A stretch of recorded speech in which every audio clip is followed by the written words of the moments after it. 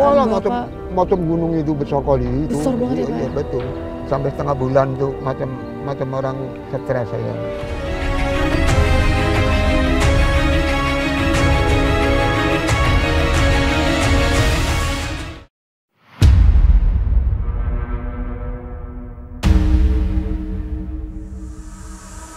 Bagi masyarakat pesisir, laut merupakan sandaran hidup. Namun, laut juga memiliki kekuatan laten yang siap mengintai kapan saja, yaitu tsunami.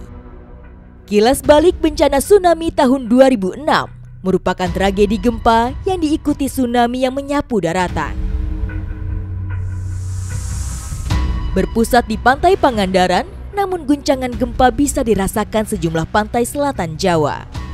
Gempa yang diikuti tsunami merupakan gelombang laut yang menjalar. Getarannya bergerak melalui patahan dan mengarah ke timur laut. Bergetar ke Jawa Tengah melalui pantai Cilacap, pantai Kebumen, Gunung Kidul hingga Yogyakarta. Kala itu, pesisir selatan Jawa porak-poranda.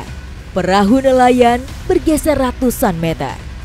Ada yang saling bertumpuk dan terbalik sampai ke area pertanian. Bencana ini membuat semua aktivitas terhambat, termasuk perekonomian masyarakat pesisir selatan Jawa.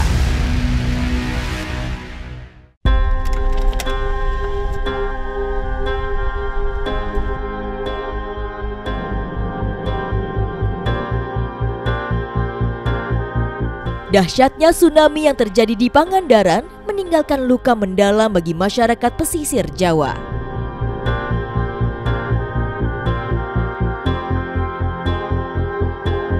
Kala itu, saat petang, ganasnya gelombang tsunami menyapu garis pesisir. Tak hanya wilayah Pangandaran yang terkena imbasnya, gempa dan tsunami juga dirasakan oleh masyarakat Cilacap. Pantai Widara Payung terdampak paling besar di wilayah Cilacap. Ganasnya ombak saat itu menyisakan kisah pilu bagi Pak Ahmad Muhyiddin. Saat ini saya sedang bersama dengan Bapak Muhyiddin. Beliau ini merupakan salah satu korban yang berhasil selamat pada saat tragedi tsunami Pangandaran Cilacap 19 tahun yang lalu. Pak Muhyiddin adalah seorang pencari kerang sekaligus petani yang lokasi kebunnya sangat dekat dengan bibir pantai. Saat ini, Pak Muhyiddin masih aktif berkegiatan sehari-hari sebagai petani kacang. Bapak, Belum. Bapak ini dulu waktu kejadian itu lagi ngapain, Pak? Mau rencana mau ambil lancang. Oh, mau ngambil lancang. Jadi Iya. selain berkebun, Bapak juga suka ngambil lancang gitu ya, Pak, di laut ya, Pak? Iya. Ya? Boleh diceritain nggak sih, Pak, itu gimana dulu kejadiannya? Waktu itu kejadiannya jam berapa, Pak? Jam 5 sore. Jam 5 sore kejadiannya waktu itu ya, Pak ya? Iya. jam Ada 5. tanda-tanda nggak sih, Pak, sebelum kejadian atau Ya, tanda-tanda ya itu, tanda-tandanya ya itu tadi macam apa yang gelombang ketakutan. besar tadi Iya, itu doang ya? Yang terlihat pada saat itu. Iya. Keluarga Bapak di mana waktu itu, Pak, waktu kejadian? Keluarnya, Keluarga Bapak? keluarga Bapak, Iya. saya di Pitu lah, Di di rumah sendiri. Di rumah, oh di rumah semua. Pada nyariin Bapak berarti waktu itu? Ya, anak saya ya sibuk ke sana kemari cari. Iya, itu waktu Bapak nyari itu berarti Bapak masih ke gulung ombak ya Iya, pada saat itu? udah ke gulung lombak. Udah ke gulung Udah. ombak. Ombak tidak menyapu jauh sampai permukiman, sehingga mayoritas korban adalah nelayan dan petani yang beraktivitas dekat pantai saat kejadian. Menjelang petang, dari bibir pantai, ombak tinggi menampakkan kegaharannya. Waktu ngelihat ombak itu gimana sih, Pak? Gedenya kah, terus perasaan Walah, Bapak? macam gunung itu besar kali itu. Besar banget ya, Pak, Iya, ya? betul. Brus, terus langsung aja ke sana. Jadi ngelihat gunung besar, Laut, kayak laut. gunung besar terus tiba-tiba pecah gitu ya gelombangnya ya, Pak. Dan udah kegulung aja tuh. Tengah-tengah sawah sana itu. Ah, Ya Allah ya Rabbi. Tapi kan saya masih teringat waktu itu. Asal nendang kayu itu pun. Ya Allah ya Rabbi. Asyhadu an la ilaha illallah. Dan masih bisa tahan nyebut lah. mm-mm. Begitu aja lah. Alhamdulillah masih paling banyak umur. Takut, panik banget ya Pak pada saat itu pasti? Sempat panik. kepikiran, wah ternyata saya masih selamat, sempat kepikiran itu nggak sih Pak? Sampai setengah bulan tuh macam orang stres saya. Seketika ombak datang, mereka yang beraktivitas di pantai berusaha menyelamatkan diri. Namun, Pak Muhyiddin tetap terbawa ombak dan terseret cukup jauh. Bapak sempat ada niat untuk melarikan diri nggak sih Pak waktu ngelihat ombak itu, atau Bapak masih mikir ini apa Saya ya? rencana mau ambil sepeda terus mau kita lari terus antum bers ke sana ke gunung. Oh berarti memang udah sempat melarikan diri tapi nggak sempat ya Pak? Iya. Baru sana ambil sepeda tuh terus bers ke gunung-gunung. Itu jarak dari Bapak ngelihat ombak itu sampai dia pecah menghantam Bapak itu kira-kira berapa menit kah atau berapa Kira-kira detik? setengah jam. Oh setengah jam. Iya. Nanti lah ke sana kita ambil. Dekat ya dari daerah pantai sini ya? Ah, dekat sana itu. Jalur sana itu. Makanya memang terdampak juga sampai di sini ya? Nanti kan bisa paham tuh. Berkali-kali hantaman ombak ia rasakan. Terombang-ambing dalam gulungan ombak adalah ingatan yang paling Pak Muhyiddin rasakan. Sekarang, saya diajak untuk melihat tempat yang menjadi saksi Pak Muh dapat bertahan kala itu. Lokasinya dekat dengan muara sungai.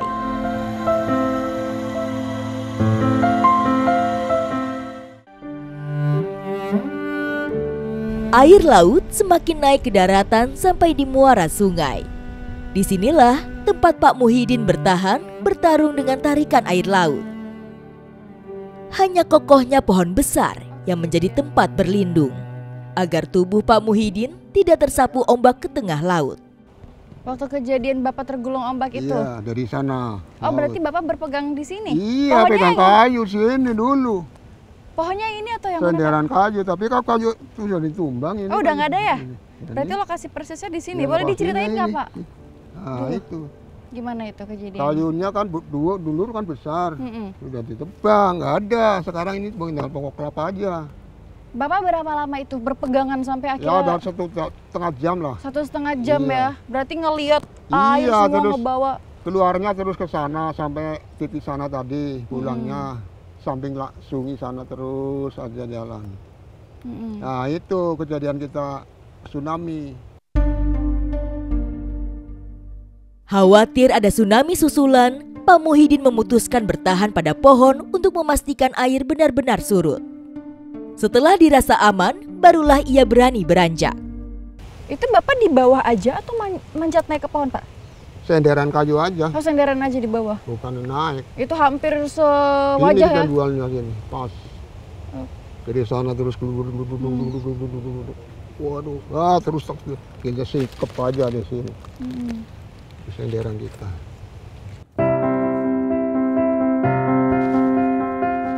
Bagi Pak Muh, laut tetap menjadi sumber kehidupan baginya dan keluarga sekitar pesisir. Ingatan akan tsunami akan selalu membekas. Namun, rasa syukur selalu beliau panjatkan atas keselamatan yang diberikan Sang Pencipta.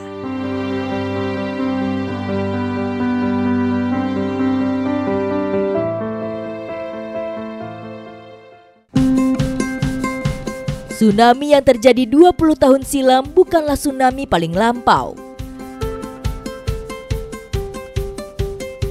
Melalui penelitian yang dilakukan oleh Badan Riset dan Inovasi Nasional, kami akan melihat bukti jejak tsunami purba di tanah pesisir Jawa, khususnya daerah Cilacap.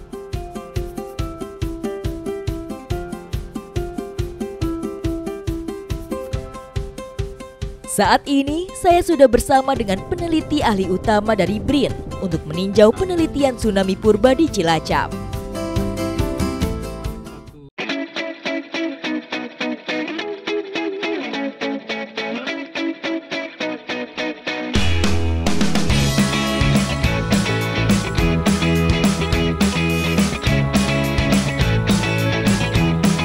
Ini bukan lokasi perdana, namun merupakan kegiatan ekspedisi paleotsunami ketiga peneliti BRIN di Cilacap. Penelitian paleotsunami sangat penting untuk memperpanjang rekaman gempa dan tsunami, serta membuktikan hipotesis baru terkait gempa besar dapat terjadi pada zona subduksi termasuk selatan Jawa. Jika terbukti gempa besar pernah terjadi, kemungkinan bisa terjadi kembali di masa mendatang. Dikhawatirkan akan menimbulkan korban jiwa dan kerugian besar, mengingat sebagian besar daerah selatan Jawa adalah zona industri dan padat penduduk. Bapak ini boleh sambil dijelasin nggak tahap pertama ini apa nih namanya? Ya, jadi yang ingin kita buat di sini itu adalah sebuah trenching gitu ya. Jadi sebuah galian berukuran besar, biasanya kita bikin panjangnya paling nggak 10 meter, lebarnya 2 meter, kemudian dalamnya juga 2 meter. Oke. Jadi kita berharap di trenching itu kita akan ketemu dan bisa melihat lapisan endapan tsunami kalau ada dengan lebih jelas, karena kita membuka benar-benar sisinya. Kalau kita menggunakan bor gini kan sebenarnya hanya sedikit, tapi bor ini menjadi penting sebagai guide untuk mengetahui di mana lokasi yang kira-kira kita bisa temukan endapan tsunami itu. Titik pastinya ya. Sehingga kemudian kita melakukan survei secara acak pada awalnya gitu, sehingga kemudian ketemu kira-kira oh di sini kita temukan lapisan yang sama yang kita duga endapan tsunami.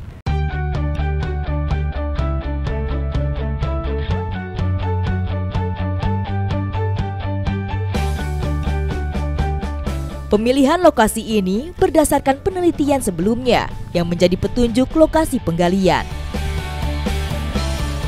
Hampir mungkin 2 kilo ya, 2 kilo dari pantai di sebelah selatan kita. Sampai di sini, ini mungkin sekitar 2,5 kilo gitu ya, dari pantai. Kita selalu temukan lapisan ini yang di beberapa tempat dia wujudnya benar-benar pasir gitu ya. Pasir yang pasirnya yang mana, Pak? Ini kita sebut kalau misalnya kita bisa merasakan dia pasiran gitu ya, jadi dia agak sedikit kasar jika dibandingkan dengan yang kita sebut lano di sebelah sini. Dari teksturnya juga berbeda gitu ya, warnanya juga kelihatan, juga kelihatan berbeda gitu. Jadi kita mencurigai bahwa ini adalah salah satu jangan-jangan endapan tsunami itu gitu, sehingga nanti kita ingin ngejar itu. Ketika tsunami bergerak, gelombang akan menggerus sedimen di dasar laut dangkal. Endapan kemudian akan terbawa hingga ke bibir pantai. Jadi, endapan di pantai bisa berasal dari mana saja. Jadi, misalnya kalau material utamanya itu di pantai dan dia pasir gitu ya. Material di pantai itu pasir. Misalnya pasir itu adalah pasir besi yang cenderung berwarna hitam, maka kita akan ketemu endapan pasir itu warnanya hitam. Tapi kalau misalnya pasirnya itu adalah pasir kuarsa, atau kalau nggak pasir kuarsa, pasir misalnya yang banyak mengandung cangkang binatang gitu yang warnanya cenderung putih, maka sebagai endapan tsunami kita akan ketemu yang warna putih itu tadi. Berarti ini secara kasat mata ini di sini ada lempung ya, ini ya? Ya, lempung. Terus di sininya bagian pasir ini kelihatan banget perbedaan warnanya ya? Ya, teksturnya kan juga berbeda ya, kelihatan lebih kasar, meskipun ini kalau kita pegang seolah hancur, tapi sebenarnya secara tekstur dia pasir juga gitu. Nah, mungkin yang seperti ini warnanya boleh jadi dia material yang terbawa oleh gelombang tsunami, tapi asalnya dari daratan gitu. Belum tentu dari laut. Belum tentu dari laut. Jadi untuk melihat lebih dalam lagi kira-kira di bawah ini apakah benar-benar ada bekas jejak paleo tsunami atau tidak.